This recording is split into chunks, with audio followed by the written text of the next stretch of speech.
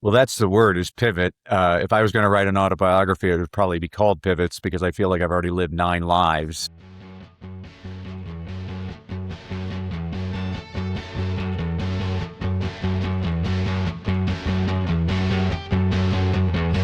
Hey everybody, welcome to the Book Leads Impactful Books for Life and Leadership. I'm your series host, leadership performance coach John Giarmello.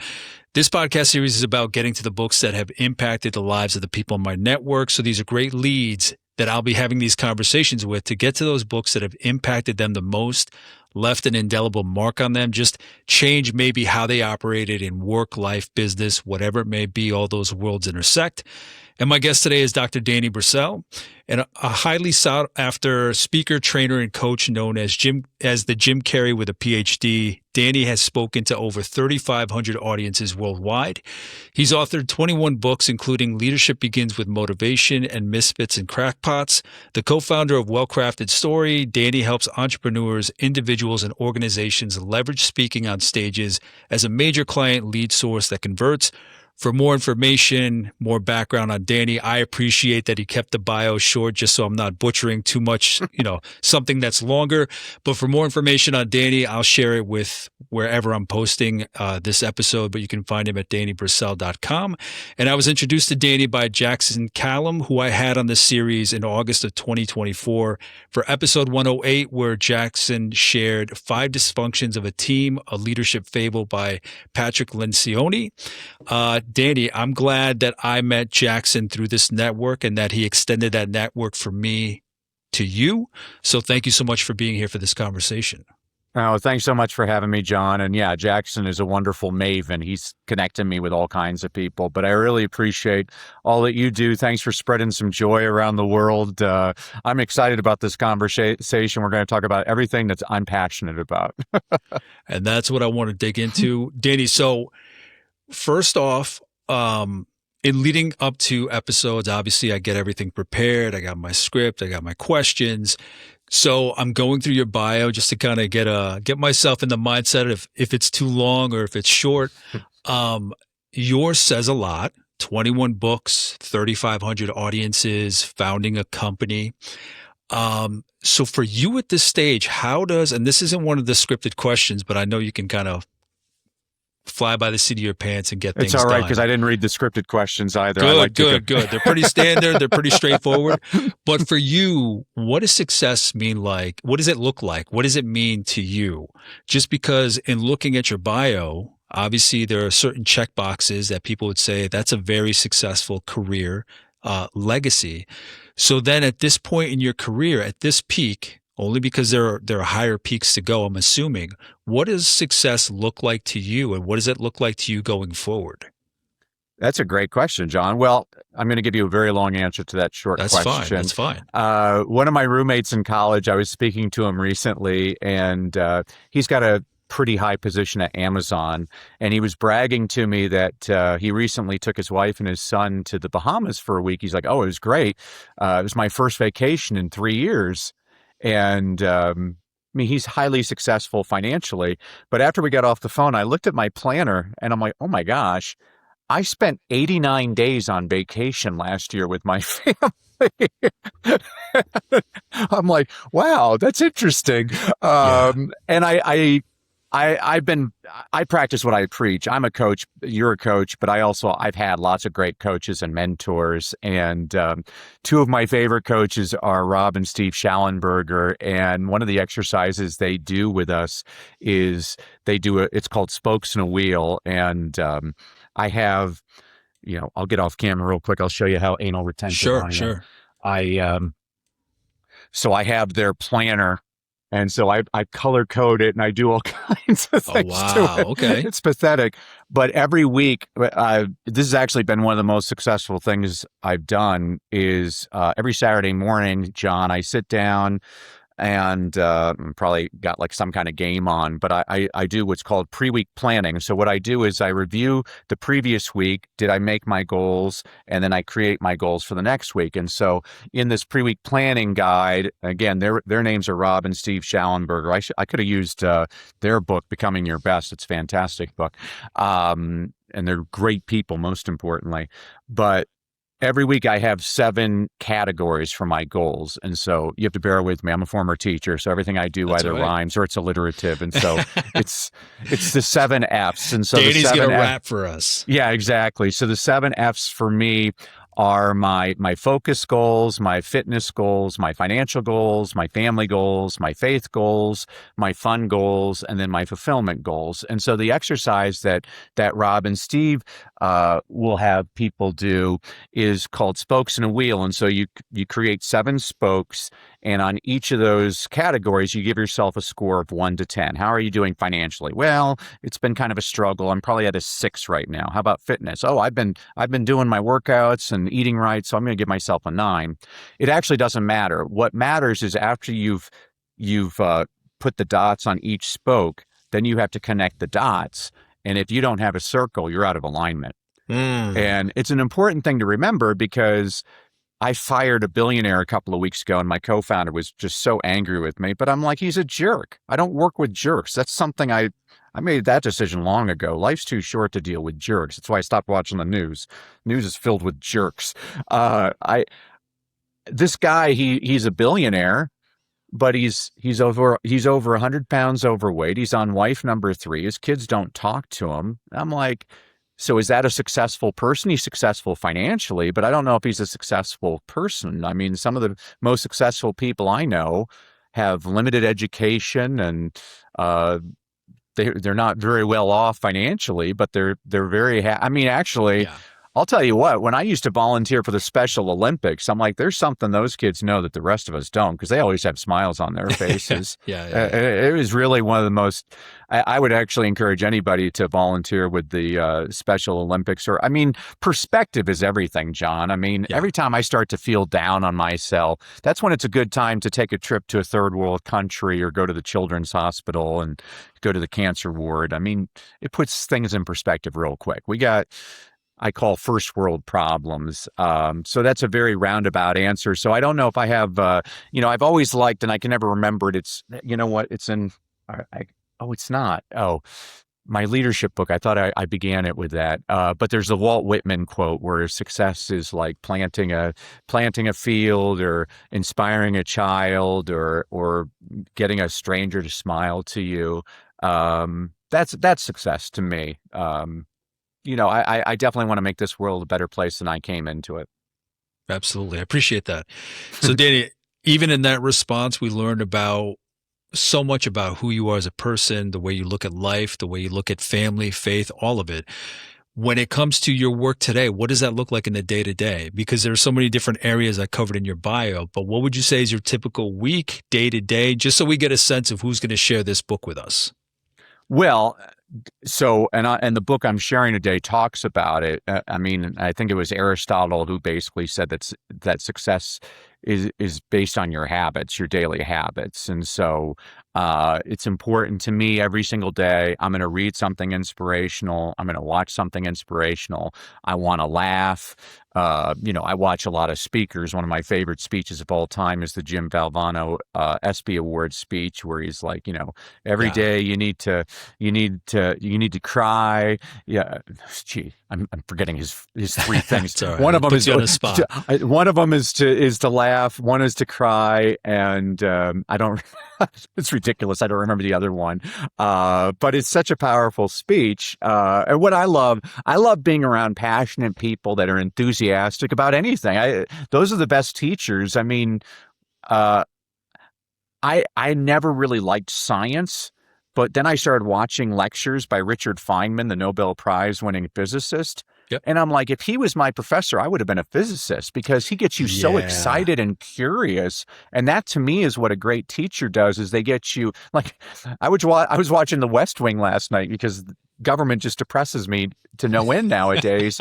And I'm like, why isn't Jed Bartlett our real president? Like, there's such ideals, and it's great. Like, because the episode was great because I liked it because they had conversations. We don't have conversations in this country. In the episode I was watching, this Republican congressman was refusing to vote for a bill. And he said, the reason I won't vote for it is I'm a moderate. And what you're going to do is you're going to run a liberal against me, even though I vote for a lot of your things. This is the problem with politics is the extremes win and most of us in the center get lost in the shuffle.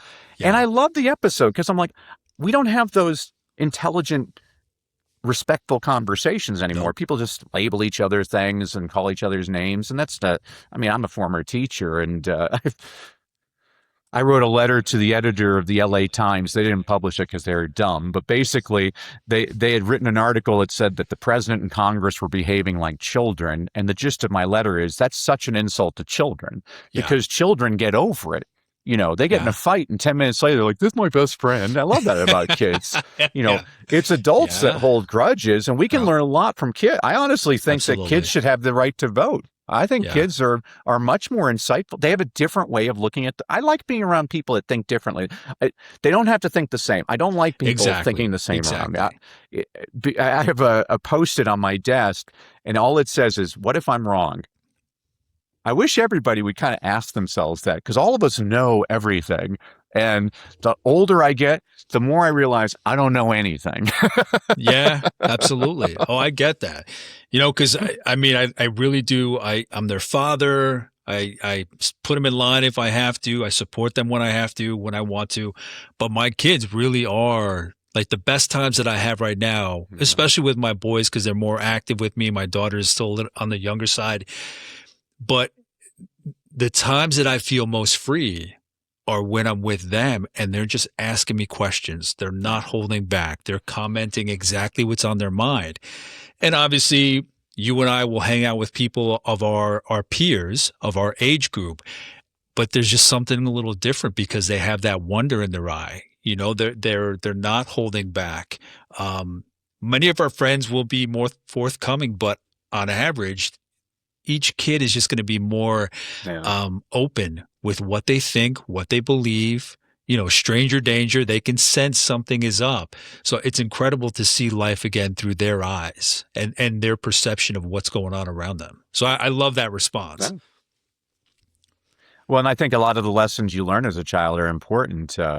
You know, a guy was asking me for something the other day and I just ignored him and my kids thought I was being rude. I'm like, I don't talk to strangers. I learned that when I was young. Yeah.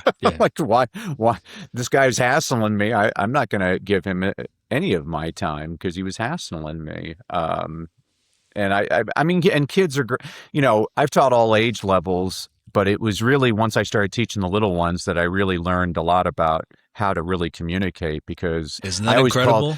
I called kindergarten New York, because if you can make it there, you can make it anywhere because they have a 7-minute attention span, which is now what everybody. But and they're so. I have a policy in life, John. I take my job seriously. I don't take myself too seriously because I ain't all that, and neither are you. And if you think you're all that, teach kindergarten for a week. One of my little girls, LaShonda, raises her hand one day. She's like, "Miss Brassell, when are you gonna trim your nose hair?" I'm like, "This afternoon." Thanks for bringing that to my attention. Yeah, I ain't all that. Yeah, I thought about that because it comes up a lot. I've always said like leadership, the lessons of leadership are the same from pre-K to the executive suite. It's the vernacular, it's the wording, it's the details, it's the nuance, but the lessons are exactly the same. So my kids come up a lot in this series, and a lot of it has to do, I've learned like how to simplify my communication. Like when I'm explaining things to them, putting things in order, asking, do you have any questions, like slowing down. So I feel like I should pay them just because they're helping me refine myself. It's more than I anticipated would happen as a father. It's incredible. They're making you better. That's great. Yeah. I love it. So Danny, what's the percentage? How do you mix up your time in terms of when you're coaching, speaking, writing? What is it that you're up to these days? Yeah, I don't know if there's such a thing as balance. When people seek balance, I'm like, well, there's times in your life when you're really busy and there's times when you're just with your family. I think what's important is to be present. Lately, I've been doing a lot more coaching than speaking. I usually do at least 100 speaking engagements a year. I've only done about 10 so far this year. But I've been coaching a lot of different people, and it's been kind of interesting because It's kind of like my book club. People kind of get interested in certain genres, and so I have to start pursuing that. So same thing with my coaching is I feel like a lot of my coaching clients in the last couple of months have come from financial services industry that I guess I've figured out the code that they want to do well. Yeah. So I'm doing a lot more coaching. And you and I were talking off camera beforehand. The weather's been crazy, so we didn't really have a winter this year in Colorado. It's been just beautiful weather. So I've been spending a lot of time out hiking outdoors. I love to hike. But doing a lot of reading and hiking and coaching right now nowadays. Yeah, we've had the opposite over on the in the Hmm. Northeast, where this is like the heaviest winter we've had probably in 10, 12 years. So again, everything's just mixing it up in the weather. Now, Danny, to understand everything that you've shared in the last couple minutes, to understand who's sitting in front of us, loaded question, walk me through your life. So, so for you, from when, say, high school age into college or the workforce, whatever it may have been, walk me through those pivot points of your life that kind of made a difference and shaped you into who you are today. Well, that's the word is pivot. If I was going to write an autobiography, it would probably be called Pivots because I feel like I've already lived 9 lives. 30 Yeah. years ago, I was a journalist covering President Bush Sr. in the 1992 presidential election. I actually loved my job. I got to meet every editor of every major daily, and one editor offered me the city beat for $16,500 a year. Meanwhile, a friend told me they were hiring teachers in South Central Los Angeles for $25,000 a year. So, John, I became an educator for the noblest of reasons, for the high pay. And ironically, I fell in love with teaching. I've taught all age levels from preschoolers all the way up to rocket scientists. I can make that claim because I used to teach English as a second language to engineering students at the University of Southern California. And in 2005, my wife and I attended a real estate seminar, which turned out to be a scam. And we lost everything financially. And I could give you the woe is me story, but I'm a positive person. I learned a lot from the experience. First of all, I learned that my wife is my soulmate. I put her through the ringer and she stood right behind me. She's an incredible human being. Second of all, I learned that money's not everything. We've already talked about this because I learned you can lose money just like that. Third, I try not to judge other people, John, because if I was somebody who saw what I had done, I would have said, well, you deserve that. But now I realize, unless you know everything about a person, you really don't know anything about a person. Mm-hmm. I'm, I'll do an aside because I'm watching The Crown right now. When I do my workout on my bike, I watch The Crown, and I'm only allowed to watch The Crown when I'm on the bike. So I want to bike all the time because I'm addicted to this. But and it's a great series. But Prince Philip always comes across as such a jerk. And then they did a backstory on Prince Philip. I'm like, oh, that's interesting. Now I understand what shaped Philip. So it's important. Unless you know everything about a person, you Yeah. really don't know anything about a person. Fourth, I became a Christian, which I'm always embarrassed to confess. It took a catastrophe. But the more I read my Bible, I realize I'm not the first screw up to find Jesus. And then fifth, and probably most applicably to our conversation today, I didn't want to file for bankruptcy. And my accountant said, well, you have to earn this much more money this year. And so I started speaking on the side, and I hit the number right on the number. Well, the next year, John, he gave me a much higher number. And I hit that number right on a number. So in year 3, I thought, well, maybe I should set a higher number. And basically, during one of the worst economic downturns in American history, I was able to build up a highly lucrative speaking business, which eventually attracted the attention of some pretty famous people and companies who wanted me to coach them. And I have to admit, I really resisted coaching for a long time because you need to know this about me. I am obsessive compulsive. I will not let you fail. I will be on your back, holding you accountable until you succeed. Well, now that I work primarily with entrepreneurs and business owners and executives, I find that they're highly motivated. They do the work, and it's probably been the most rewarding thing that I've ever done. So, yeah, there's me in a nutshell. I mean, if we want to go really way back, it's kind of ironic that reading became my thing because I grew up hating reading. My father's a librarian. I always hated the public Really? library. You know, it always had uncomfortable furniture. It smelt funny to me. There was always some elderly woman telling me to be quiet. And there's always some freaky homeless guy by the bookshelves, thinks he's a vampire. I always hated it. And it wasn't until I started teaching in the inner city where I saw a lot of my kids didn't have the advantages that I had growing up. I mean, I grew up fairly poor, but we always had food on the table. And my parents, both parents were in the home. and they always read to us kids, in front of us kids, and we had plenty of access to reading materials. And I basically said to myself, shame on me. I mean, John, there are people that don't have the a fair amount of access to things that I mean, I've learned this. I've been very blessed in my life. I've been around a lot of people that encourage me, and I see when I was a teacher, I saw a lot of kids that grew up in some pretty nasty environments, and it made me really show them. I'm like, hey, you don't have to ever leave this city to have your passport to the world. It's called a library card, and that's actually what excites me about technology. It's technology that's allowing you to interview me from Connecticut right now. I just think that's Yeah. great. I get excited thinking about right now there's some poor kid in Cambodia on a dirt floor, maybe hasn't eaten breakfast, mom and dad are out in the fields, but if that kid has a computer and an internet connection, they have the exact same access as the president of Google. The world just got a whole lot smaller, Yeah. and I'm excited. I get excited. Everybody else freaks out about all these things. I'm like, you know what? There are people, you don't have to be born in New York City anymore to make a difference. You can be anywhere and be the person that cures cancer or whatever it is to make your significant impact on the world. So I get excited about that. Yeah, no, and that's good. It's amazing that my parents were blue collar workers. Hmm. We were on the poorer side. Um, I was the first in my family to go to college. So I have a deep appreciation for just how much of a difference you can make with opportunity, with Yeah. opening those doors for other people. So I appreciate you bringing that up. So Danny, did you shift when you had when you lost everything in that real estate scam? Were you teaching at that time? And Hmm. then that happened. And then obviously you had to take action. So what were you speaking about when you shifted into, when you were supplementing or shifting into that work? What were you speaking on? Yeah, it's actually one of the things I talk about when I'm coaching my clients is usually you should try, if you want to feel comfortable as a speaker, you should probably just hang around your people first, and then you can expand your audience. And so I Yeah. was very comfortable.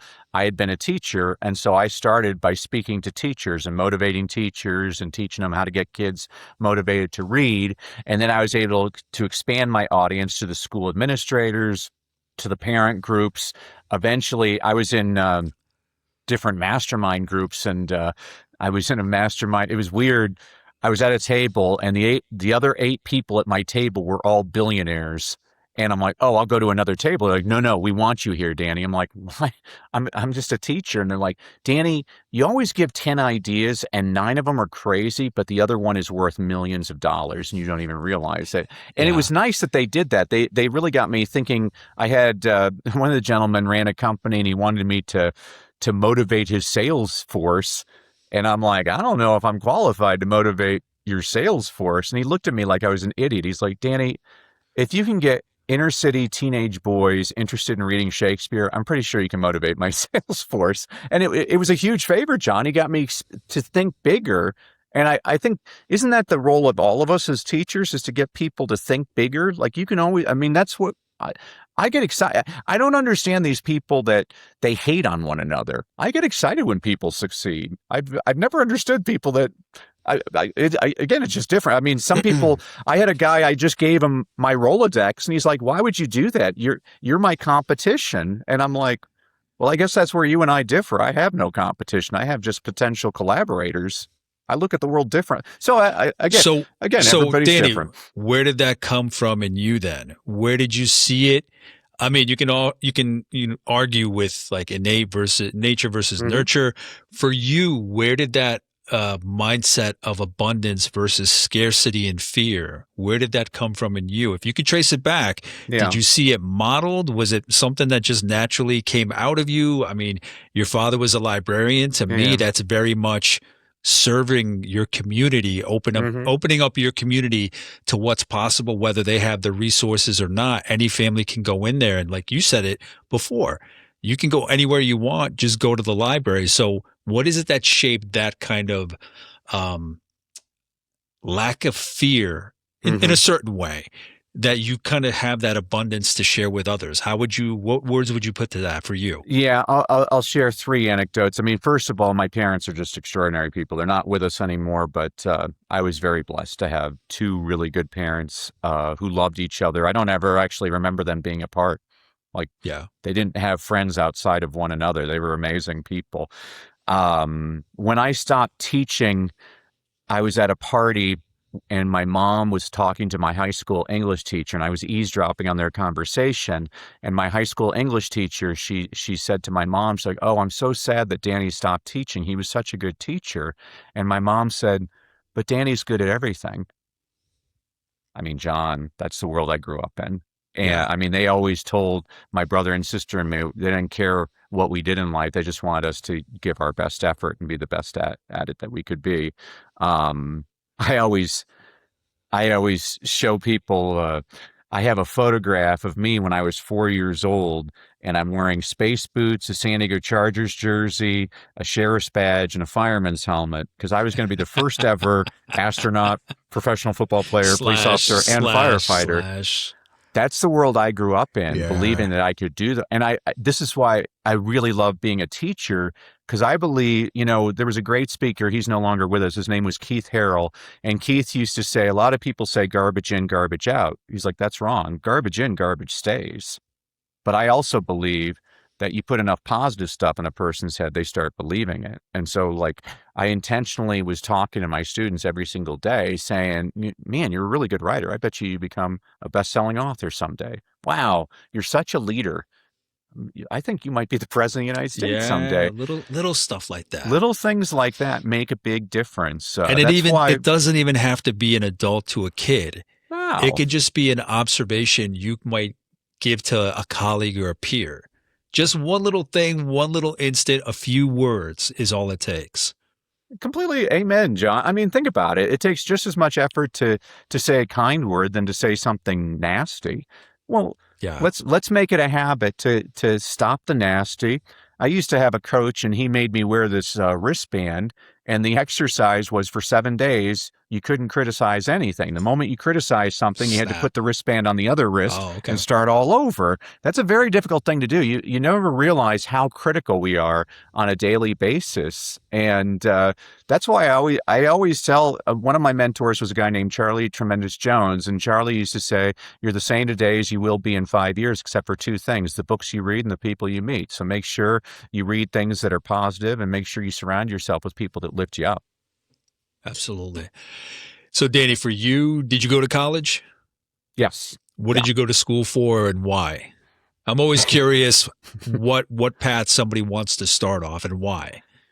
So I did my my undergraduate degree at American University. Well, this is okay. We're going to go off on a tangent here. So I like when I was in tangents. when I was in high school, all I wanted to do was to go to Yale, and I had the grades, I had the test scores, I had the activities, I had a letter of recommendation from a U.S. senator, from a president of a university, and from a, a former captain of the Yale football team who played the same position I played in high school. I was an all-state football player. I had three people interview me. Each of them had interviewed 100 people and said I was in the top 5. And I got the rejection letter on Tuesday afternoon.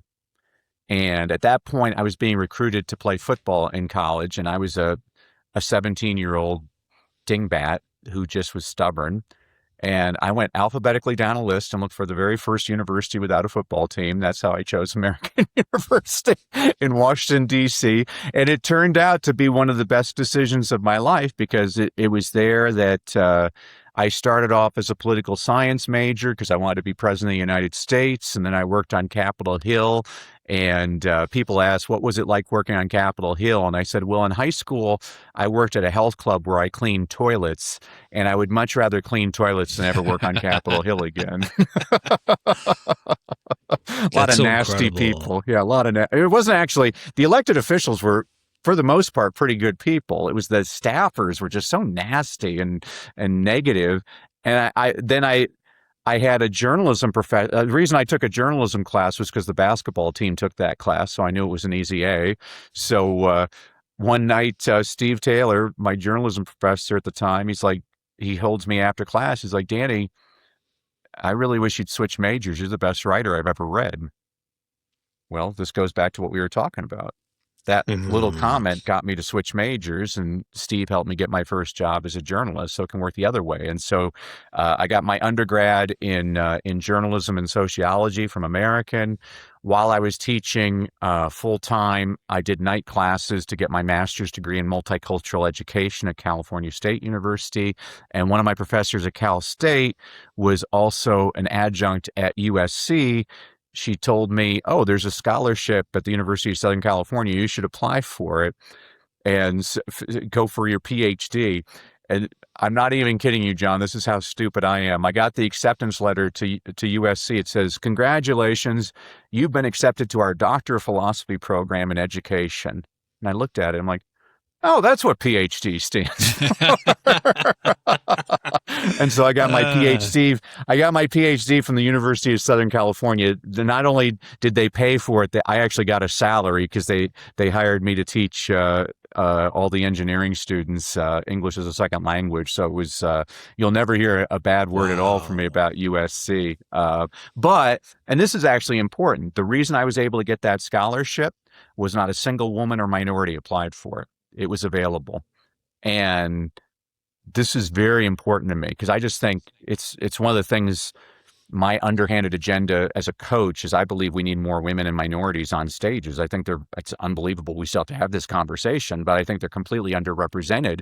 And I think there are opportunities out there and people just don't know about them. And that makes me angry. I'm like, wait a second, there are other people that could have gotten this scholarship. So I guess in a little way, I'm a little guilty about that, but hopefully I was able to pay it back by my work in the inner city. Oh, absolutely. Yeah, absolutely. And it doesn't even stop there. You're teaching, the coaching that you're doing now, just the messaging, what you're sharing now about that concern about where the underprivileged or minorities and or women being able to step up into what they can achieve, what they can go for. So I appreciate that. So Danny, does it make sense from your childhood that this is what you're doing? Not that you knew it's where you're going to end up, but how do you tie what you're doing now to who you were as a kid? Where does that inner Danny come out in the work you're doing today?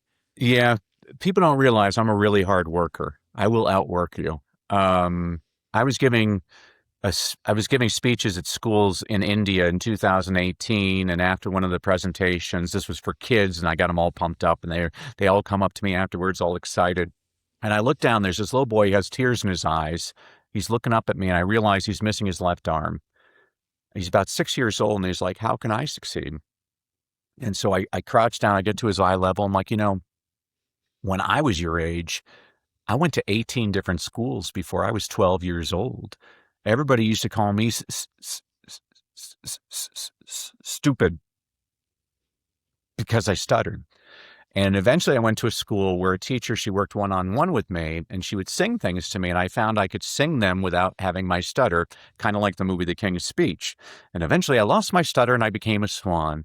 But I looked at that boy in the eyes. I'm like, isn't it interesting that the little boy everybody used to make fun of and call him stupid because he couldn't talk right now gets paid tons of money to travel the world to do what? And he gets the biggest grin on his face. He's like, "Speak." I'm like, don't let anybody ever tell you what you Uh, cannot do. Everything is possible, especially if you're in the United States. It's the greatest country. I don't care what anybody tells you. It's the greatest country on the planet. There are opportunities here that are not available in other places. And so I guess the childhood lesson is I'm a real stubborn person. I will work and work and work, and I'm very competitive. can you share about that period in your childhood, Danny?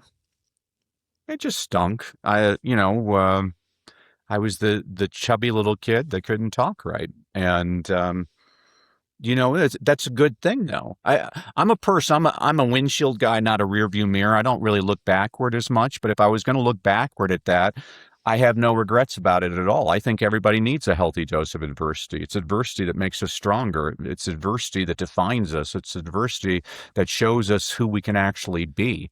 And God doesn't give us anything that we can't handle. So I'm grateful for all of those moments. But I'm also, I was speaking at an event a couple of months ago, and the two speakers before me talked about enjoying the journey. And I guess I was feeling facetious that day, John, because I got on stage and I'm like, you ever notice the people who say enjoy the journey have already succeeded? I mean, when you couldn't pay rent, where you're like, man, this is a lot of fun and this journey's great. This is fucking great. I love this. Yeah, this is wonderful. I can't Yeah. eat. My family's starving. Yeah. I think that's one of the silliest, most shallow comments. There's certain things that just get me annoyed, and that's one of them. I'm like, I think you can look back on your journey and reflect and say, wow, that's really positive that that happened. But while it's happening, it stinks. When I was going through bankruptcy and financial disaster, do you think I was like, man, this is great. I love this. I mean, I know God, one day I'm going to talk to God. He's going to be laughing. He's like, oh, when you were totally terrified and fearful there, I knew exactly how that was going to end. And it was just cracking me up. But while it's happening, I don't wish that on my worst enemy. Yeah. Yeah, I mean, I've spoken to guests here about different traumas that they've experienced in your life. And obviously, they got to a point where they were able to utilize that pain or that strength, however they want to interpret it, to do the great work they're doing now, changing the world, jumping on stages, influencing others in positive ways, coaching others. But we always say, like, yeah, we appreciate that we were able to make it through and take lessons away, but is it going to be your first choice to go down that path? Not knowing where you're going to end up? Absolutely not. But it happened. There's nothing you can do. You can't look in that rear view, but you take those lessons forward with you. Yeah, absolutely. Completely agree. Danny, so I've heard so many different powers and strengths in what you're talking about, but what do you consider your superpower?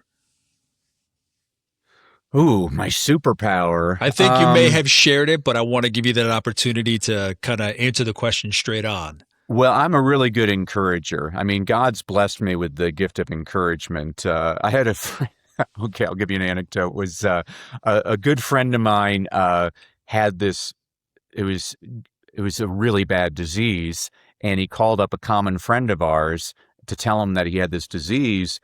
And my buddy Dave, he said, oh, call Danny, because Danny will tell you, not only is it great that you had this disease, it's probably the best thing ever to happen to you.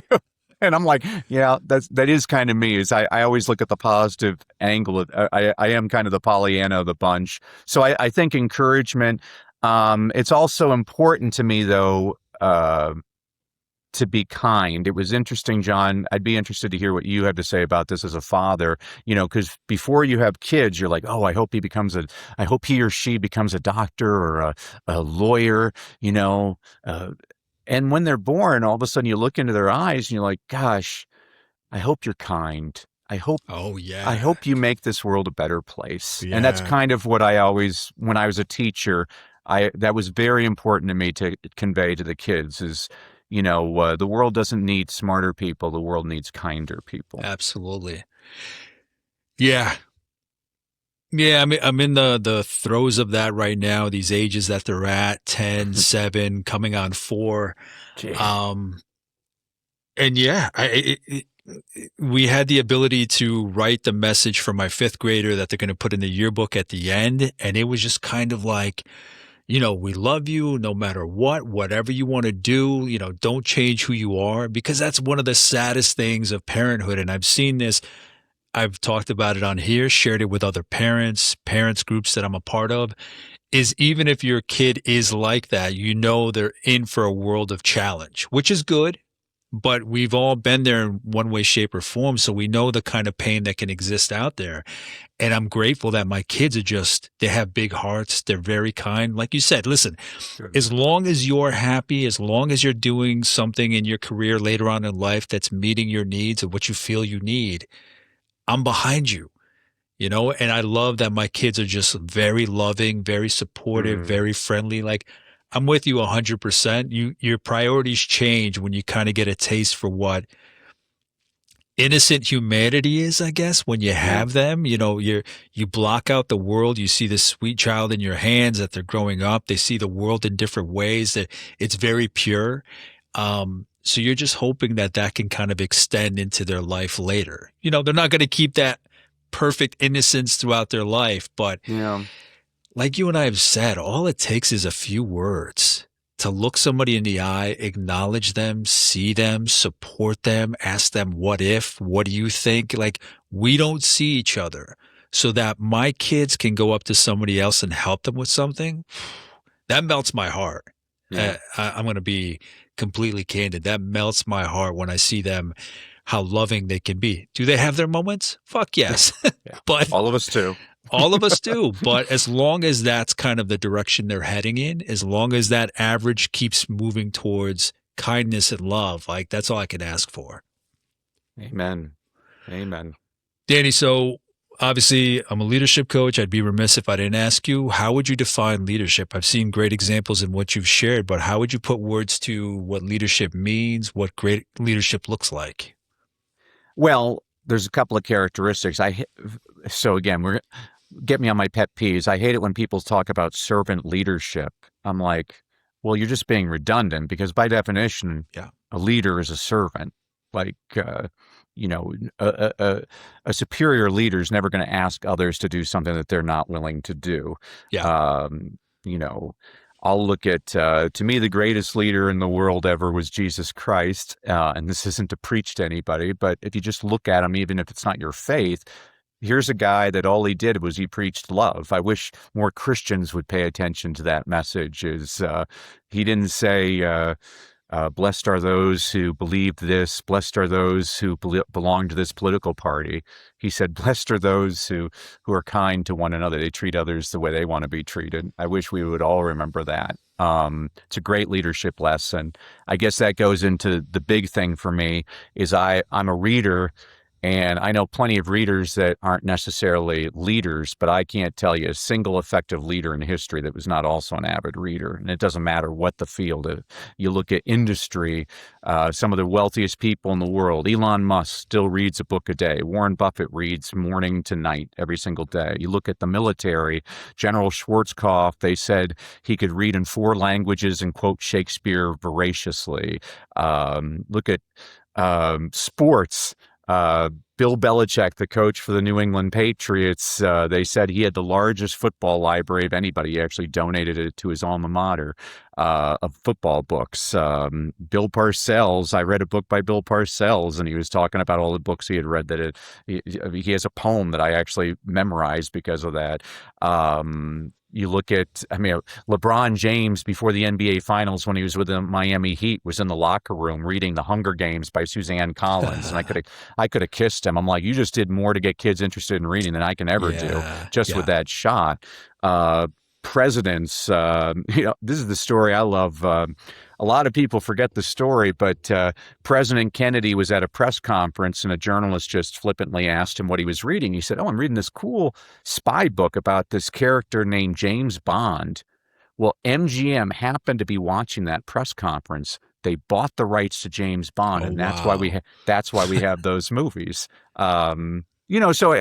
There's nobody I know that's an effective leader. Like when a person brags to me, I've got friends that went to Ivy League schools that love to brag to me that the moment they graduated, that was the last time they read. And I like to look at them and like, you're an idiot. Because I know plenty of people that didn't even graduate high school that read voraciously. And those are the people I want. Those are people that are curious. I'm not interested in a political debate with people. I'm much more interested in what are you reading? Tell me, why are you reading that? That's what drew me to your podcast, John. I'm like, you and I, that's what we were talking about before we came on. I'm like, ugh. I don't know if we can just make this 90 minutes. I think you and I are going to be here for 7 hours because like we could coffee with an old friend. Yeah, absolutely. Easily do that. Yeah. So, Danny, before we jump into the book you want to cover, can you actually 2 things? The first thing, obviously, you've mentioned your faith. So when did faith come into your life? Is that something that was there from your parents to you? I think you alluded to the fact that you found it later, but what's the story with your faith? How does that play in? Where did that come in? Well, unfortunately, came at my lowest point. I was actually telling my men's Bible study recently. I'm like, gosh, I'm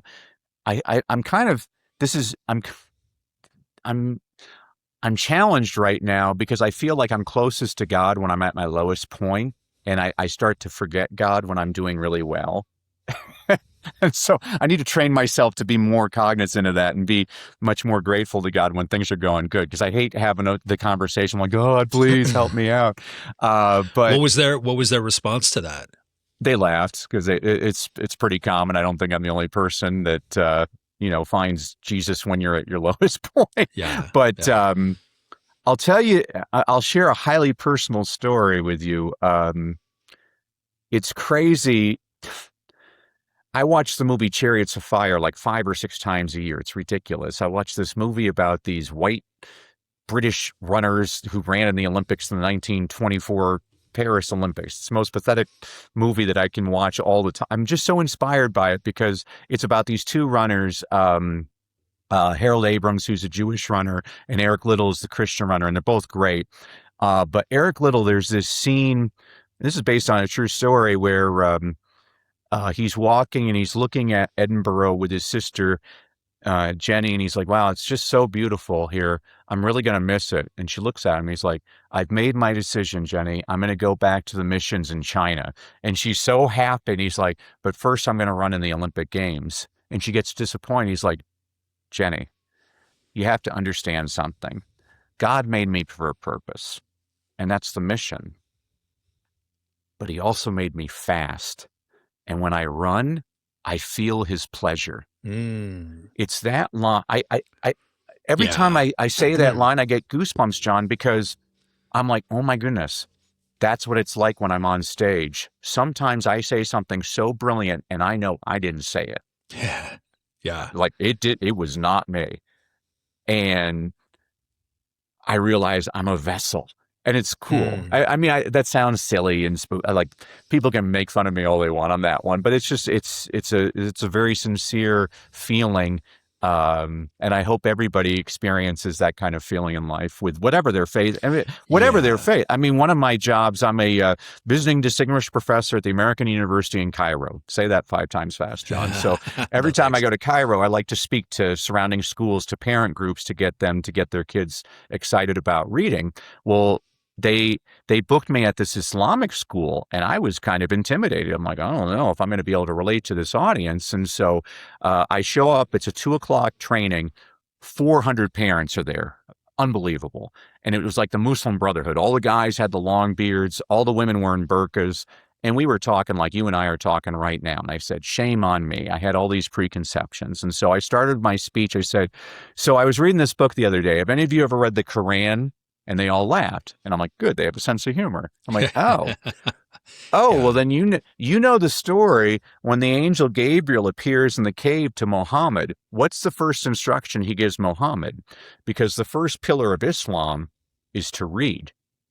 And so I look at them, I say, so what you're saying is not only should you get your kids reading, it's actually written in your most sacred text. It's your duty to get your kids reading. And I had 400 heads nodding in agreement. I'm like, holy cow, who would have thought the Christian dude's favorite audience is Muslims? I've spoken to so many Muslim audiences since then, and I just think they're the greatest. And so that's the other thing besides reading. I love to travel, and the reason I love to travel is it gives me different perspectives of the world.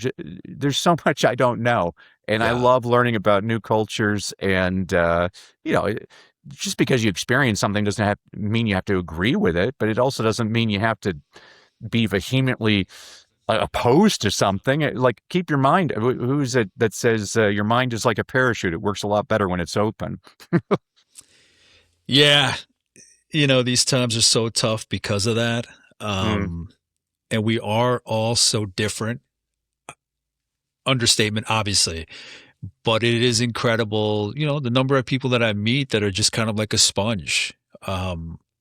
They don't have a certain level of fear because they do know what they know. They have their confidence. They know what value they can provide. So that makes them a little more open to the things that are around them. It's just this mindset that I wish were a little bit more ubiquitous for obvious reasons, but it's incredible how, the world is your oyster, for lack of a better term, to throw in a cheesy cliche, but that's what I want my kids to take in as well. Talking about our kids and faith, just being open to different things. Danny, for you, but the instant that God came into your life, was it somebody introducing it to you? Was it someone sharing it with you, or you went out and sought it based on being at the lowest point you felt in your life at that point? So the guy that ran the real estate scam, my wife had a friend who she's like, her friend said, "Oh, you should have my husband go help Danny." And so this guy, Peter Bollinger, who didn't know me from Adam, Peter Bollinger drives to the office of this scam guy, the real estate scam guy, and for 2 hours confronted him about everything he had done. And the real estate scam guy didn't change anything because he was a scam artist. It happens. There are bad people in this world, you know. But I was quiet on the way home, and which caught my wife's attention because I'm not usually quiet. And she says, "What are you thinking?" And I'm like, Peter didn't know me at all. He just did something for me that no family member or close friend would have done for me. I'm like, I need to learn how to be more like him. So that's the kind of Christian I want to be. I'm not going to be one of these people preaching to you. I don't believe Christianity should be a noun. It should be a verb. What am I doing to make other people want that? And Peter Bollinger did that for me, and I'm eternally grateful for him for that. Good man. Incredible. Danny, so let's jump into your book, but before that, can you tell me a little bit about the, I don't know how you want to do this, your journey of 21 books, maybe how it started, what the first one was, and then talk about just briefly a few of the different books and what took you, maybe what This took you on the shelf. various journeys down the different paths of your books. Oh, well, I'll tell you, it's funny. So the very first book I wrote, you see it's spiral bound. I was so disappointed when it came out. I'm like, oh, because I always wanted my name on the spine. I'm like, oh, I was so angry. And so then I wrote another book because I wanted my dang name on this. So the first 10 to 15 books I wrote were all education related because those were my audiences. And so it's kind of interesting because I'm working with a coaching client right now and she's interested in writing a book. I said, well, I can help you on that, whatever you want. And she's like, well, should I do a traditional publisher or publish it myself? I'm like, well, there's pros and cons to both. I've had 5 different publishing companies and they've all been great. And I got to tell you, in all honesty, the reason I got 5 publishers was because I used to go to conferences and they had receptions at these conferences and I always wanted to be invited to the receptions. So I'm like, oh, I need to publish a book with that publisher because they serve steak at their reception. It's a true story. Yeah. I've been self-publishing more lately because, you know, I mean, we can go into the whole dynamics of it, but I mean, you're going to make more money on it. You're going to get it published a lot quicker. You get to make exactly the book that you want, which is great. And I guess probably my problem, John, is I'm a puppy dog and I'm looking all over the place. I'm interested in different things. And so if you look at like the very last book I wrote, this is going to sound like a Christian podcast or something. I don't mean it for that. The last book I wrote is called Convicted. And so this is a book I'm donating to every prisoner on the planet if they want it. And it's a book about prisoners who found Christ while they were in prison. So convicted is a double meaning, is convicted of of your faith and convicted of a crime. The book I wrote, man, now I'm going to screw up my shelf. I hate that. Sorry. The book I wrote before that, I co-wrote with my 2 co-founders, Coach Jimmy Hayes Nelson and Dave Ward. The book is called The Wellcrafted Story, which is the name of our company, where we coach people how to use speaking to increase their influence and turn audiences into clients. Love and Luggage, I'm not allowed to keep this book anymore because it's a travel journal of when I went around the world with my wife before we were married, and it's all about our arguments and coming together and everything. She didn't like the book and she made me unrelease the book. So I'm not allowed. There's about 10 people that have this book. Then like the two books that I usually talk about. So when I was a middle school teacher, John, I was the only teacher in the school that none of my students were ever tardy to class. And the reason was because I always started off class with a Paul Harvey story. I don't know if you remember Paul Harvey. I grew up listening to Paul Harvey on the radio. He'd come up on the radio every day at 12:15 and say, "I'm Paul Harvey with the rest of the story." And for 5 minutes, you're trying to guess who's he talking about or what's the country's from, what's the company or whatever. And my students, they loved the Paul Harvey stories. But the problem with Paul Harvey is a lot of his stories, he's passed on. I mean, a lot of his stories are about like Fred Astaire and Sears Roebuck. Well, yeah, kids today don't know anything about that. And so I wrote this book, Leadership Begins with Motivation, as an homage to Paul Harvey. And this is stories of more contemporary. Here, I'll read a quick one for you. This is quick. Yeah. I promise. On the morning of January 17th, 1977, Gary Gilmore, in a plain t-shirt, strapped into a chair with a bag over his head, awaited a firing squad of 5 law enforcement officers to execute him at the state prison in Draper, Utah. Convicted of murdering a gas station employee and motel manager in Utah the year before, Gilmore would be the first person in the United States to be executed in nearly a decade. Shortly before his execution, prison officials asked Gilmore if he had any last words. Neither he nor anyone else that day would know the impact of those words. Over 10 years later, in 1988, Dan Wieden, an advertising executive who co-founded the Wieden and Kennedy Agency in Portland, Oregon, made something of a morbid pitch to a struggling fashion company. He recalled the inmate's final words and used a slight variation for his pitch, and seemingly everyone hated his idea for the company's new slogan. "Trust me on this one," Wieden implored the company's co-founder. And the co-founder, his company, and the public have not looked back since. The co-founder's name was Phil Knight. The struggling brand he co-founded was a shoe company called Nike. And advertising executive Dan Wieden slightly altered death row inmate Gary Gilmore's final words, "Let's do it," into the phrase, "Just do it." So those are the types of stories I have in this book. But it's like, it was weird though, John. I wrote the book and then I read it, and completely unintentionally, I'm like, that's interesting. Most of the examples I give in this book are white male Americans. And so that's why I wrote Misfits and Crackpots. So Misfits and Crackpots, most of the stories in this book are of women, minorities, and international people, because there's cool stories all over the world.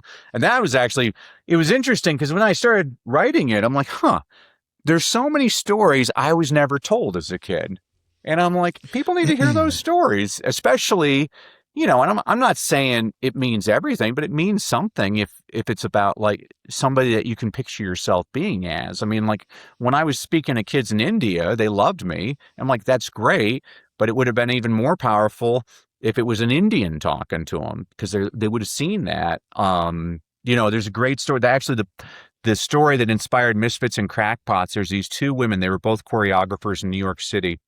And they're sitting at a diner. One's named Martha, the other one's named Agnes. And Agnes has just opened her 3rd play on Broadway, and audiences like it, but the critics have just panned it. And she looks at Martha, throws up her arms. She's like, "You know what? I give up. I'm going to close down the show." And Martha looks at her and is like, "You can't do that. It's not for a critic to tell you how good your work is. It's not even for you to criticize your own work. But if you close down this show, you are denying the world your gift. There's only one you. There's never been another you. There's never going to be another you. You need to keep the show open." Well, Martha was Martha Graham, who's considered the mother of modern dance. She won the Kennedy Center honors. She won Presidential Medal of Freedom. Her friend Agnes was Agnes DeMille. She won the same honors. She became the first woman to have 3 concurrent hit musicals on Broadway, and she kept the musical open. She just changed the name to Oklahoma. And so I love stories I'm always looking.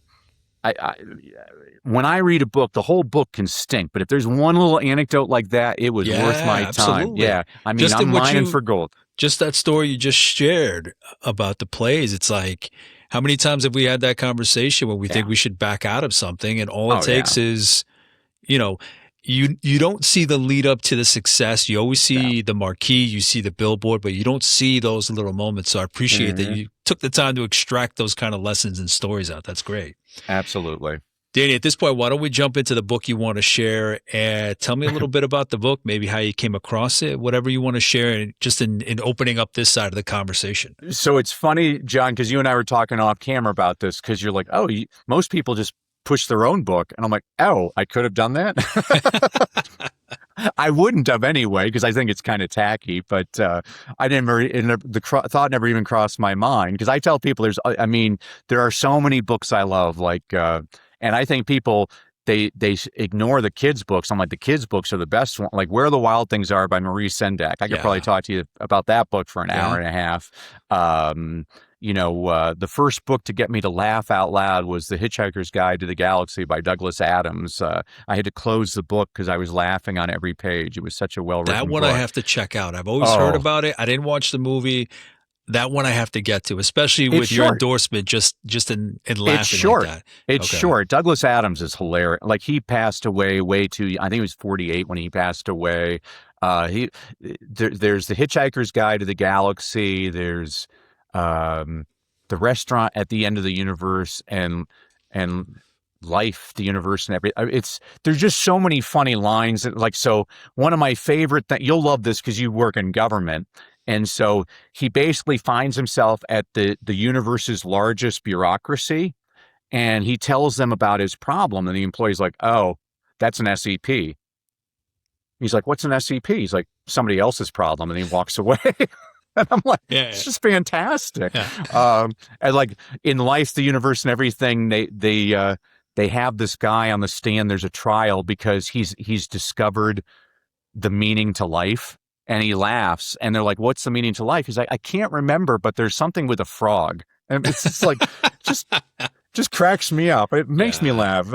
We need a lot more laughter in the world. Okay, Absolutely. So the book I chose was The Success Principles by Jack Canfield. Everybody, when I first read this book, my coach at the time, I called him. I was speaking, and I was at an airport. I think it was in Chicago. And I'm like, oh my gosh, I just read The Success Principles. This Jack Canfield just put a $25,000 coaching program into a $20 book. The principles are amazing. The stories are fabulous. I would have paid $20 just for the bibliography. I'm like, I've made it a goal this year. I'm going to meet Jack Canfield. And my coach at the time said, well, just come to my event in April, because Jack's going to be a speaker there. And it was interesting, John, because I had a speech scheduled for Albany, New York that day. And it's the only time I ever did this. I canceled the speech just so I could meet Jack. And Jack, I'm in the personal development industry. You're in the personal development industry. There's a lot of jerks in the industry. And I'm so happy to say that Jack is the good guy. Like, I've never heard anybody tell me a bad story about Jack. He's a giver. There's so many people that are takers that it's just about the almighty dollar. Where you want to be careful. You don't want to meet your heroes kind of thing. Like that happens a lot. Yeah. Oh, well, I'll give you an anecdote on that. So I'm a huge USC football fan, and I was at Heritage Hall, and Coach Pete Carroll walks by, and I'm like, hey, Coach. And he looks at me, bites his nail, and just walks right away. Totally blew me off. Yeah. And I'll tell you what, John, that was the best moment of my life. And I'll tell you why. It taught me every moment matters, because that moment meant nothing to him. He didn't know I'd become a speaker and tell that story to over 100,000 people. He can be Mother Teresa. To me, he'll always be a jerk. And it taught me a very important lesson. Always have time for people. And, that's why I was happy when I met Jack. He had time. We did photos and everything. He's been a mentor to me since then. But it's a wonder. And for people that don't know, Jack is probably most famous because he co-wrote the Chicken Soup for the Soul series with Mark Victor Hansen, which became an international phenomenon. I mean, he talks about that story in this book. That story alone is one of the most inspiring stories. They went to over 140 publishers who rejected them. And finally, Chicken Soup for the Soul comes out, and what he did, both of them, they made postcards. They bought a book. I actually have that book too. It's called 1,001 Ways to Market Your Book, and so they They took all 1,001 ways. They put each one on an index card. They posted all those index cards around their office, and every day they took 5 of them off the wall and did those things for 2 years. I mean, the thing's been on the bestseller list for 30 years. It's unbelievable. But that story alone is one of the more inspiring. I just love people that just never quit. Failure is impossible if you never quit. And that's what I love about this book. It's all about taking responsibility. I've always said this, as a coach, as an administrator, I'm like, the next time you have an excuse, just tell me Peru has a new dictator. And so people look at me, they're like, what's that got to do with anything? I'm like, well, one excuse is as good as another. It didn't get done, did it? Like, people spend so much time on the excuse. I'm like, well, I had a fraternity brother in college that for a final exam he hadn't studied for, he spent the entire weekend at National Airport asking people for their ticket stubs so he could go to his professor with a ticket stub and say, my mom died this weekend, can I have an extra week to study? He spent 48 hours in the airport to get this stupid ticket stub, when if he had just spent 5 hours studying I'm like, unbelievable to me. I just don't understand people sometimes. So Danny, you had mentioned failure. What is, obviously you've lost it all with that scam. But what has shaped your look at failure? The way that you just talked about it, like perseverance, resilience, just keep going. What has shaped the way you look at failure? All you have to do is watch Rocky. Rocky's the greatest movie ever. I mean, my favorite part of Rocky, first of all, the story of how that movie was made makes me just think Sylvester Stallone walks on air. I mean, he was down to like $130, and they were offering him $100,000 for the script, but they wouldn't let him star in it. He said no. He refused to sell the script unless he starred in the movie. He bet on himself, and boy, did that bet come through. Just amazing. But in my favorite scene is before he has to fight Apollo Creed, the night before he's in bed with Adrian. He's like, Adrian, I'm going to lose tomorrow, but I don't care. I don't care. All I want to do is go the distance with the champ.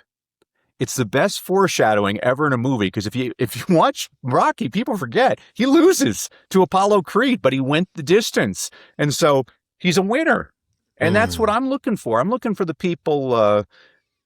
Pretty people aren't as interesting to me as people that have been beaten up a little bit. That's why, I watch sports all the time. My wife is like, "Why are you so addicted to sports?" I'm like, "Because at any moment something magnificent can happen." I think of the speed skater Jan Jansen, who biffed it on so many Olympics, and everybody was making fun of him and ridiculing him, which to me is nonsense. The guy made the Olympics. Stop. Give the guy a break.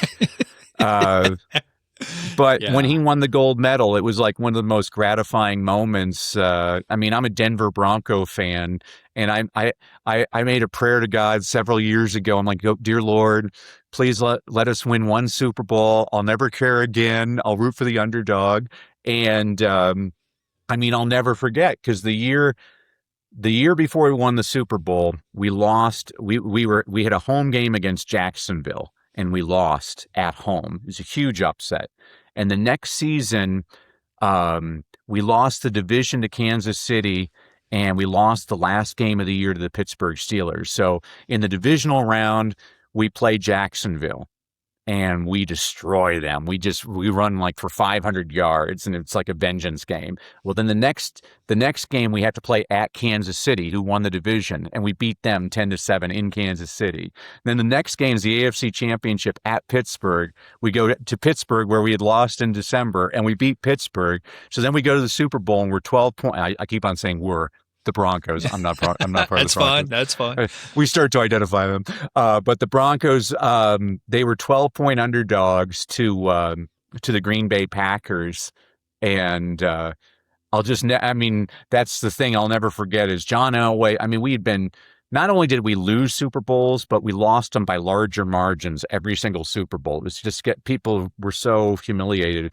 And I'll just never forget John Elway running, and he gets hit and flies over these guys. I'm like, this is almost a 40-year-old man. It just showed the heart. And at that moment, I'm like, we are not going to lose. There's no way a teammate that just saw that will let this team. And we won, and it was pathetic because I was My roommate caught me alone in my bedroom that night on the phone with Home Shopping Network and my boxers going, and I'll take the championship rug and the championship coin and the commemorative. It was ridiculous. I don't even know why I went off on that, but yeah. So failure. because I asked you about failure and Yeah. resistance and just kind of like the idea of failure versus just keep going, like just, and you've spoken about it for yourself. Like, I will outwork you. It's just, and I love the way you said it, calmly, coolly, collected, confidently, because I mean, it's that matter of betting on yourself. Yeah. It's that work ethic. I used to coach the kids, and I always said, give me kids with heart, not with talent. And I'll tell you why, because talent gets lazy. Heart, I'm going to teach you habits, success principles. Yeah. We're going to work at it every single day. And I mean, that's why, I hate to do the sports analogies, but I mean, my two favorite sports analogies are always the miracle on ice. I mean, there's no way we should have beaten the Russians. That was all heart and work. Those kids worked their tails off. They deserve all the success in the world. And NC State with Jim Valvano as the coach. I mean, Jim Valvano, he talks about it. His players talk about it. They're like, he had one practice dedicated to how they would cut down the nets when they won the national championship.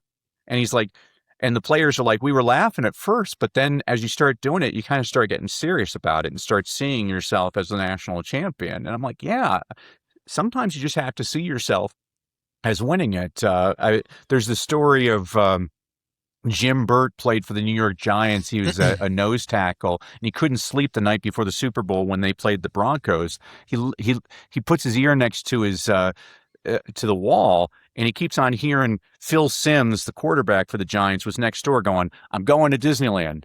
I am going to Disneyland. I'm going to Disneyland. He was practicing how he was going to say, I'm going to Disneyland after he won Super Bowl MVP the next day. I'm like, that's great. Where Jerry Rice said it before a Super Bowl, before he beat the Bengals, he had like 250 yards catching or whatever. And they asked him about the game. And he's like, oh, I already played the game last night in my head. Yeah. He pictured everything. And I'm like, gosh, that's the thing, that self-belief and just never giving. I'm sorry. I'm on my. No, that's all right. That's all right. No, I never played a lot of sports, but I have a deep appreciation for sports, especially as I get older and I hear those stories, especially when you hear from retired athletes talking about, or not even retired, those that are interviewed right after, like what they were considering, what was going through their head, the people that came before them, the coaches that believed in them. One book that always comes to mind is the book Relentless. I think it's by Tim Grover, and he writes about, he's a performance coach, and he writes about Kobe Bryant, and everybody sees Kobe in the games and they think it's this easy, that easy. Yes, you can have the skill. Yes, you can have certain blessed abilities, but this is a guy that was relentless in his pursuit of excellence. So I love hearing about those stories because it makes us, or me, the layman, really think about, okay, how much am I leaving on the table because I'm not pushing myself that extra distance? I'm not to that level, not to Kobe's level, not in basketball, but how much am I leaving on the table because I think certain things should come easier? That if I get to a certain point and something hasn't happened, then I've failed. Look at yourself, John. I mean, how many people do you know that talk about starting a podcast and never did a dang thing? You're doing it. You're out there in the arena. I mean, that's Teddy Roosevelt says the credit belongs to the man that's in the arena. You're in the arena. And that's what I respect. I respect people that do things. I don't want to be around people that's one of my favorite poems. James Albury's like, he dined beneath the moon, he basked beneath the sun. He dined beneath the moon, he basked beneath the sun. He lived a life of going to do and died with nothing done. Yeah. Yeah, exactly. Most people don't do anything. They just talk. Yeah, so it's always interesting to see where we gain those lessons, those insights about, okay, you know what? The struggle, the fight, the challenges, like I'm here for it. Yeah. And you gain an appreciation for it and you look forward to it to a certain extent because you realize just how much you can do it and how much you take away. So I appreciate everything you shared on failure. So Yeah. Danny, for Mr. Canfield's book, can you give us kind of a walkthrough of how he lays things out for the reader? Like what's that journey that he takes the reader on? Well, I mean, And you don't have to go through every chapter or every title. I'm not going to. But what are the ones that stood out for you?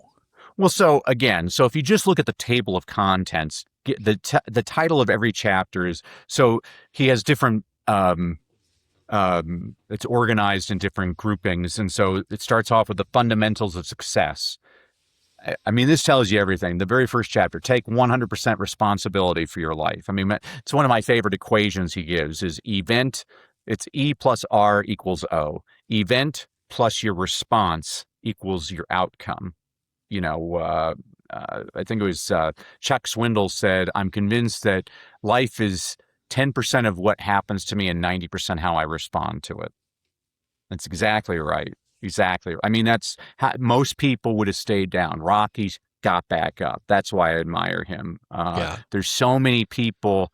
You look at Abraham Lincoln, all the failures in his life.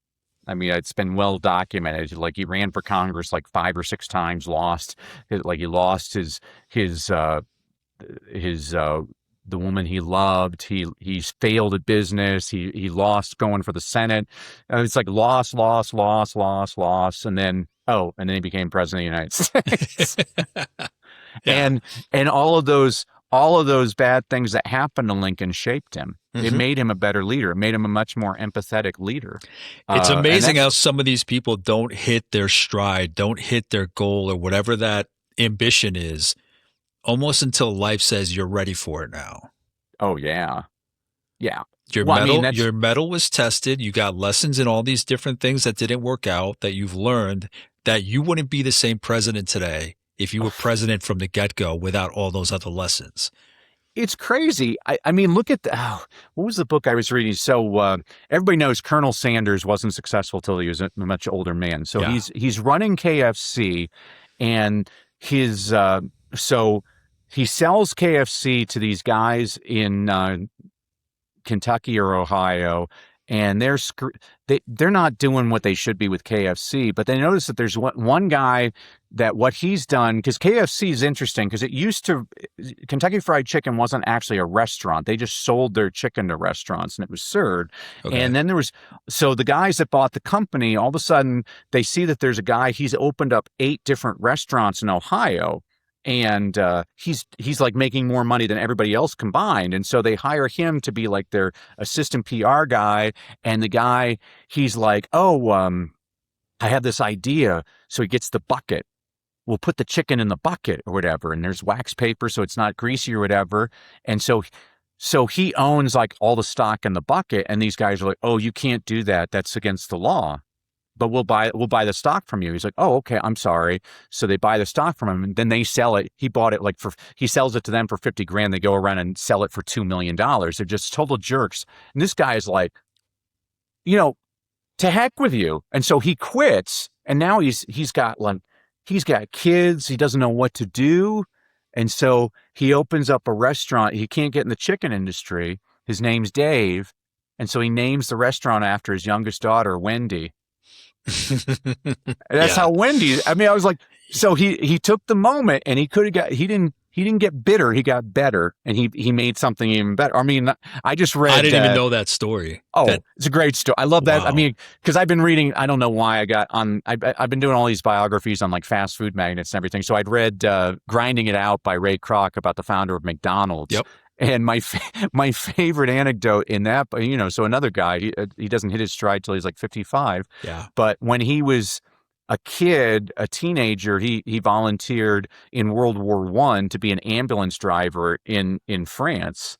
And so he just passingly says, we'd all go, when we had time off, me and the other ambulance drivers, we'd go out to the bar to try and meet girls. But we had this dorky guy. He always just sat back in the tent and he drew pictures. His name was Walt Disney.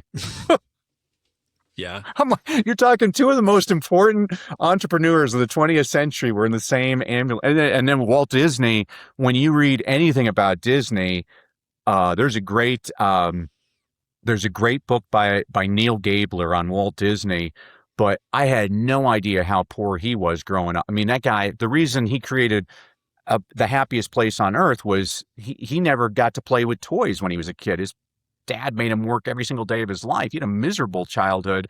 And so many times that company was at risk. And now Disney is like, there's basically three companies running the planet. One of them is Disney right now. I mean, it's unbelievable. So I guess getting back to when you just, all you have to do is read the table of contents, and it gives you all of these, the titles of every chapter is basically a principle that you need to, believe in yourself and things like that. The other thing that Jack always says that I think is great for entrepreneurs is SW, SW, SW, SW. Some will, some won't. So what? Someone's waiting. It's like, don't let defeat keep you down.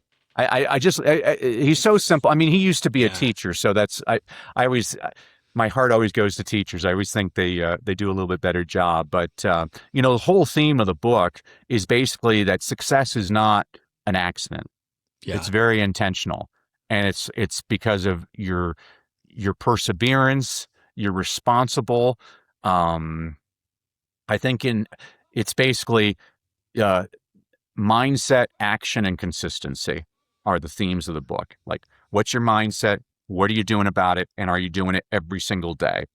Like, you're not going to lose 50 pounds overnight. Yeah. But if you do your exercise every day, if you do your reps, one of my coaches was a guy named Jim Rohn, and Jim used to say, you can't pay other people to do your push-ups. Translation, you got to do the work.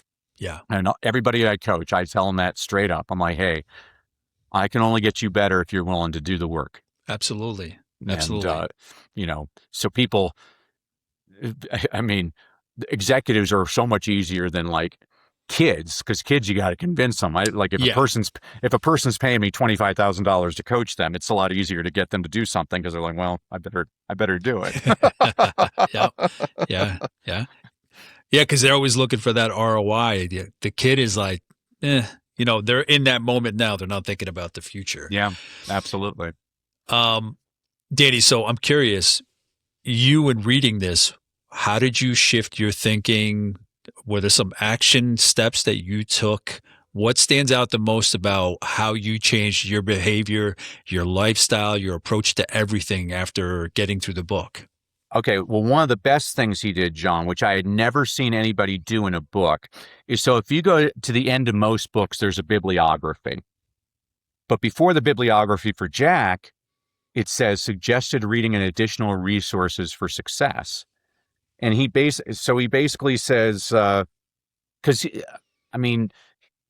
he's speaking my language. He wants people to read a lot more. Yeah. But he's basically saying, like, here's a whole bunch of books that helped positively influence me that I think could influence you. I'm like, there you go, folks. He's giving you the formula right there. I mean, that alone, I'm not kidding. Just reading that part is worth the $20 for the book. I mean, the principles are all solid, but he's a good storyteller. I mean, if you look at, to me, the best, like, you had talked about Jackson had given a Patrick Lencioni book. I always love Patrick. He always has these great parables. They're very easy to read. I love reading John Maxwell because it's very rare. So Jack is a great speaker, and he was also a great writer. John's a great speaker. He's also a great writer. It's fascinating because you don't usually see that. Usually they're one or the other. And John is also very good at telling these stories about like instances. I'm trying to think of stories in this book. I mean, there's so many different ones where he's, you can see what I do in books. I write in books. I'm like writing notes and then margins. Yep. It drives my wife crazy. That's why I can't read on a tablet, and people are like, oh, you can highlight, you can make notes. It's like, it's not the same. Yeah, it's bad because then after I read the book, so then I dog ear pages too. And then what I do is after I read the book, I photograph all the dog-eared pages and I have them on my computer. And then at the end of the year, I'm looking through what are the best lessons that I've learned from. I mean, so that's amazing. This is all intentional. Absolutely. Gosh, I mean, there's like even just like little cartoons in the book that are funny. but it's the anecdotes too. I mean, I live for anecdotes, John. You have no idea. Like Oh this no, I is, do. I do. yeah.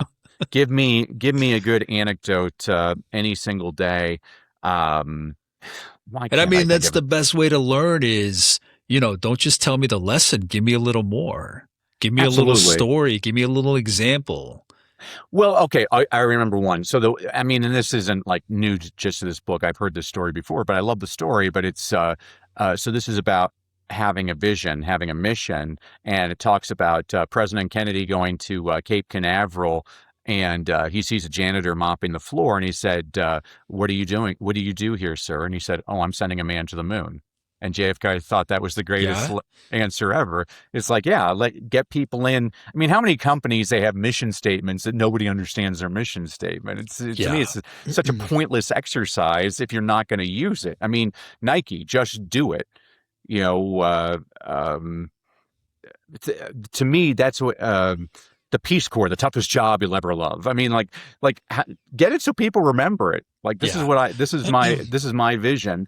Um, you know, what I love about Jack is there's so many people that just sit there, they're the people at the bar. Oh yeah, I could have done all this, but, this happened, this happened. I'm like, look at the one that I read biographies like crazy. And they're one of the most amazing things about every biography is all these people went through something.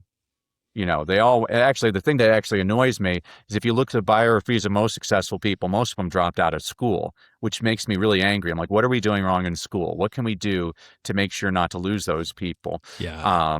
But I'm always looking for, okay, what's the story? What was the adverse? I mean, look at Oprah Winfrey. You read about Oprah Winfrey. I'm like, my gosh, this woman went through one adversity after another, becomes the first African American woman billionaire on the planet and one of the most important um, media magnets out there. Yeah. It's persistence. I mean, yeah, you're going to get a lot of rejection, but you got to be persistent. I mean, that's the theme of this book. Gosh,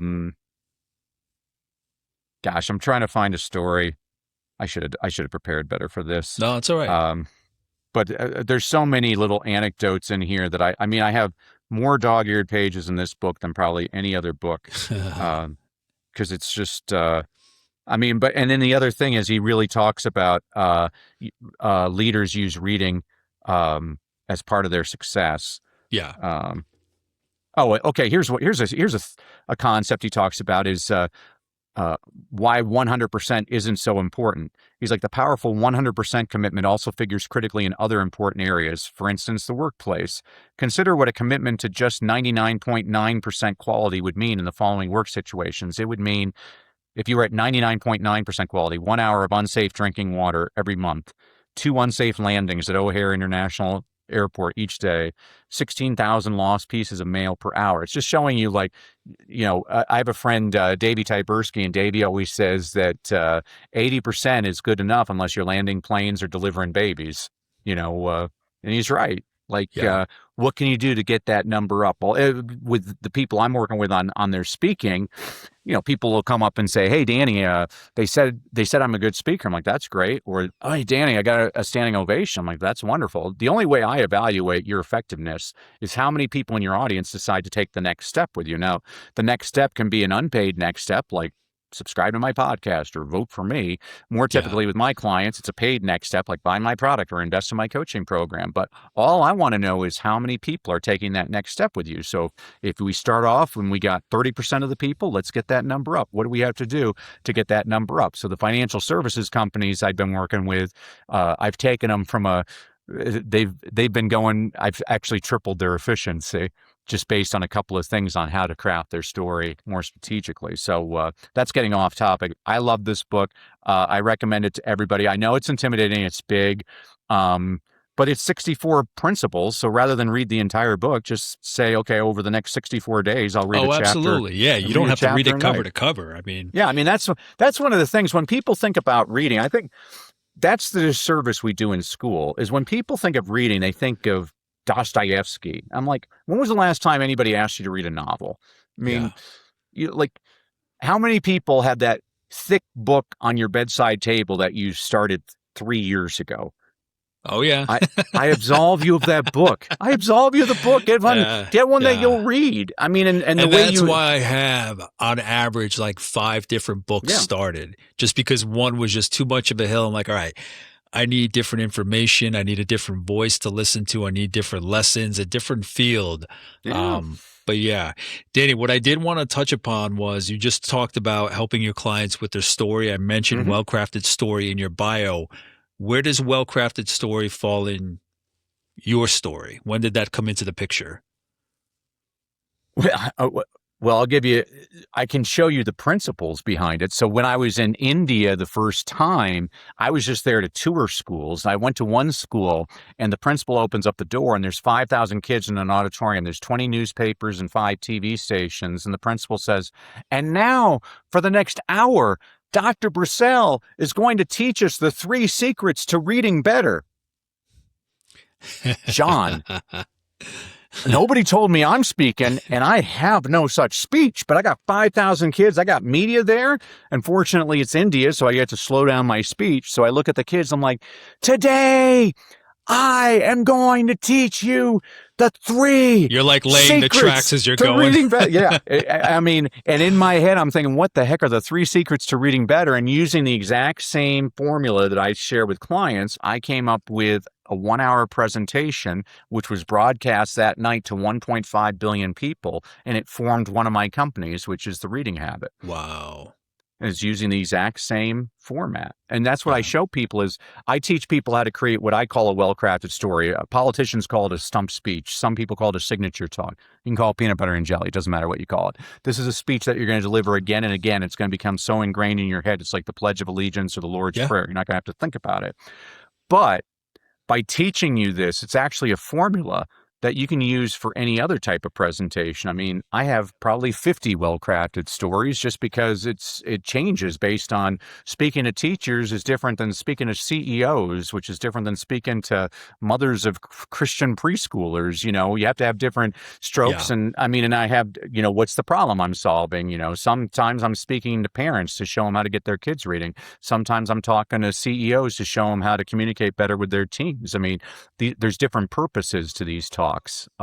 Yeah, and so that's where, and the way we use it, again, former teacher, I call it the 5 C's. So the 5 C's are clarity. You need clarity before you put together your presentation. And once we put together your presentation, you need to connect with your audience. You need to teach meaningful content that serves your audience. You have to have one clear call to action. And finally, you have to end with an emotional close that drives people to work with you. Amazing. So Danny, in wrapping up, is there anything else you want to share that I might not have touched upon? Anything at all that I might not have asked that you want to share and put out there? The floor is yours. Well, as a thank you to having me on, John, to you and your listeners, I wanted to give everybody a freebie. So if you go to freestoryguide.com, guide like a tour guide, freestoryguide.com, I'm going to give everybody their own complimentary well-crafted story blueprint. What this is the actual process that Coach Jimmy and I take our clients through to help you create your well-crafted story. What this does for you is it takes the guesswork out of which story should I put and where should I put it in my presentation. And what this means is you now have a system to convert all of your audiences into actual clients. You can get that at freestoryguide.com. And I guess I'll end my talking, John, whether I was teaching my little ones or my older ones as they left my class for the day, they always had to hear the same refrain. I always said, remember, kids, education is valuable, but execution is priceless. Knowledge is not power. Only applied knowledge is power. Knowing what the right thing to do and doing the right thing are 2 very different things. So let's go out, do the right thing, and make this world a better place. Thanks for making the world a better place, my friend. I really appreciate you, John. That's incredible. That's awesome because I'm going to be speaking to some students next week at the local university, and I get caught up in that because I see that kind of division between what we share with students and what they really need for the world that they want to create for themselves. So that's always a stressor, and that's always a great reminder that you provided. And again, Danny shared the book, The Success Principles, how to get from where you are to where you want to be, essential principles for personal growth and development by Jack Canfield.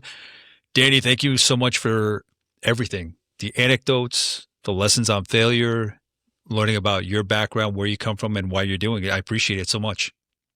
Thanks for all you do, John. And if there's anything I might have missed, please let me know. There's so much to cover, limited time. I'll reach out to Danny, see what kind of additional insights, guidance, knowledge, wisdom I can get back. In the meantime, thank you for watching, listening, and subscribing, and I'll talk to you soon. Take care. Bye.